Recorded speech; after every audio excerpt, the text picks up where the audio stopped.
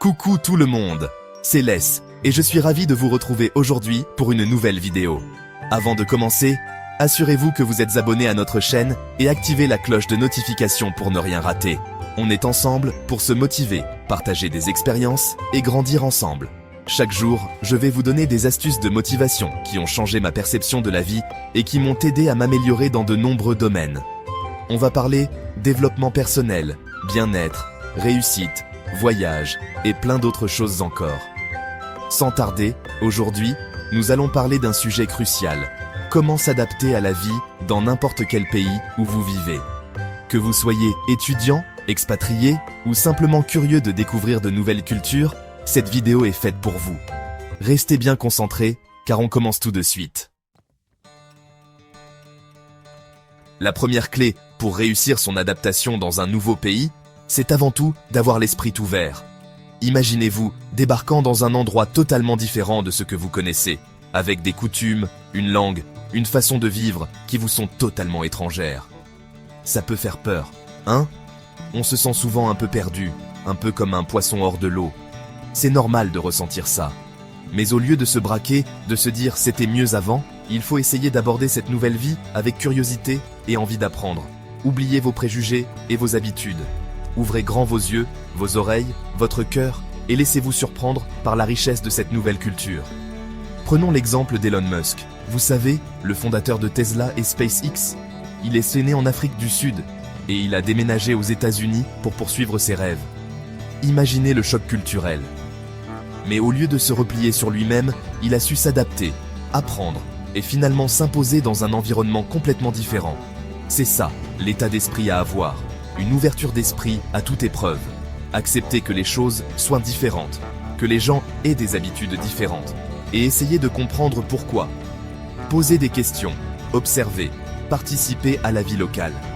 N'ayez pas peur de faire des erreurs, c'est comme ça qu'on apprend. Le plus important, c'est de rester ouvert et curieux. Plus vous serez ouvert à la nouveauté, plus vous vous intégrerez facilement et découvrirez des choses incroyables. Alors, respirez un bon coup. Souriez et dites-vous que vous êtes prêt à plonger dans l'inconnu. L'aventure ne fait que commencer. On passe maintenant à la deuxième clé qui est tout aussi importante. Apprendre la langue locale. Je sais, ce n'est pas toujours facile. On a nos facilités, nos difficultés, et puis parfois, le temps nous manque. Mais croyez-moi, faire l'effort d'apprendre la langue du pays où vous vivez, c'est s'ouvrir une porte immense sur une nouvelle culture, de nouvelles rencontres, de nouvelles opportunités. C'est comme si vous aviez la clé d'un coffre au trésor. Sans la clé, impossible d'ouvrir le coffre et de découvrir les merveilles qu'il renferme. La langue, c'est la clé qui vous permettra de déchiffrer les codes, de comprendre les blagues, de saisir les subtilités de votre pays d'accueil. Imaginez-vous en train de discuter avec des locaux dans leur langue maternelle. Vous pouvez comprendre leurs expressions, leurs blagues, leur humour. Vous pouvez partager vos idées, vos opinions, vos sentiments avec une profondeur que vous n'auriez jamais pu atteindre autrement. C'est magique, non? Apprendre la langue, c'est aussi une marque de respect envers les gens qui vous accueillent. C'est leur montrer que vous vous intégrez, que vous avez envie de faire partie de leur communauté. Regardez Arnold Schwarzenegger, par exemple. Il est arrivé aux États-Unis avec un accent autrichien très prononcé, mais il n'a pas baissé les bras. Il a travaillé dur pour apprendre l'anglais, pour améliorer sa prononciation, et ça a payé. Il est devenu une star internationale, un acteur reconnu, et même gouverneur de Californie. Alors, n'ayez pas peur de vous lancer. Prenez des cours, regardez des films et des séries en version originale, lisez des livres, parlez avec des locaux. N'hésitez pas à faire des erreurs, c'est comme ça qu'on progresse. On arrive à la troisième clé, et pas des moindres, se créer un réseau social. S'installer dans un nouveau pays, c'est un peu comme débarquer sur une nouvelle planète. On se sent seul, un peu perdu, et on a terriblement besoin de créer des liens avec les autres. C'est là que le réseau social entre en jeu. Et quand je parle de réseau social, je ne parle pas seulement de Facebook ou Instagram, même si ça peut être un bon début. Je parle de vraies rencontres, de liens authentiques, avec des gens qui partagent vos centres d'intérêt, vos passions, vos valeurs. Alors comment faire? Commencez par explorer votre quartier, votre ville. Il y a forcément des associations, des clubs de sport, des groupes de discussion qui correspondent à vos passions. N'hésitez pas à vous inscrire à des événements, des ateliers, des sorties organisées. L'idée, c'est de sortir de chez vous, d'aller à la rencontre des autres, de vous ouvrir aux autres. N'ayez pas peur d'engager la conversation, de poser des questions, de partager vos expériences. Et puis, n'oubliez pas les autres expatriés. Ils sont passés par là, ils comprennent ce que vous vivez, et ils peuvent vous donner de précieux conseils. Il existe de nombreux groupes d'entraide et de partage d'expériences pour les expatriés. Regardez Rihanna par exemple. Elle est née à la Barbade, et elle a su se créer un réseau incroyable aux États-Unis. Elle s'est entourée de personnes talentueuses et inspirantes, et elle a su s'imposer comme une artiste incontournable. Alors, n'attendez plus. Lancez-vous, allez vers les autres, créez-vous un réseau solide et bienveillant.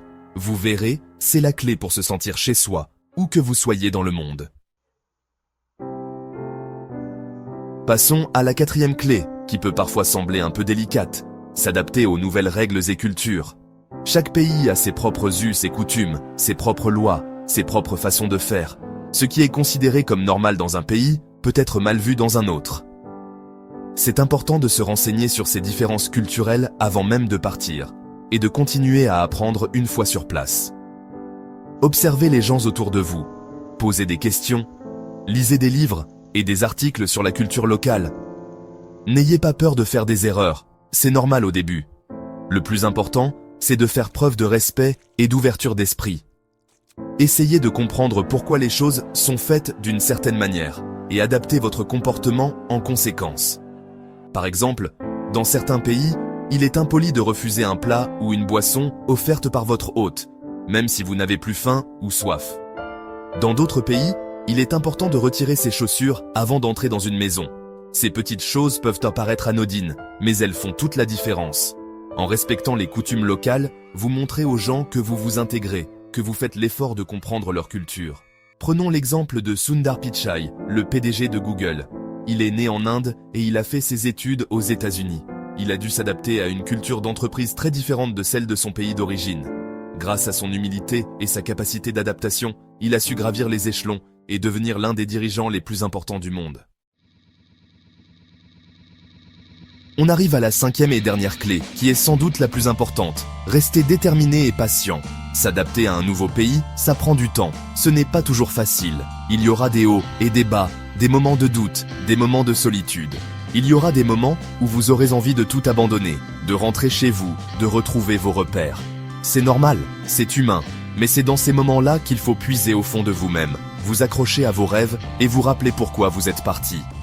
Rappelez-vous que chaque défi surmonté, chaque obstacle franchi, vous rend plus fort, plus résilient, plus ouvert sur le monde. Gardez votre objectif en tête et célébrez chaque petite victoire. Apprendre quelques mots de la langue locale, réussir à commander un café sans faire d'erreur, se faire un ami local, toutes ces petites victoires vous rapprochent de votre objectif final, vous sentir chez vous, dans votre nouveau pays. Et n'oubliez pas que vous n'êtes pas seul. De nombreuses personnes ont vécu la même expérience que vous, et elles ont réussi à s'adapter.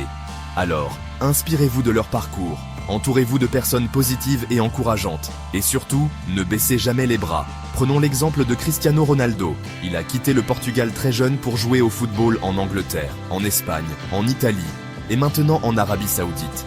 Il a dû s'adapter à des cultures et des modes de vie très différents, apprendre de nouvelles langues, s'intégrer à de nouveaux vestiaires. Mais grâce à sa détermination et sa persévérance, il est devenu l'un des meilleurs joueurs de football de tous les temps.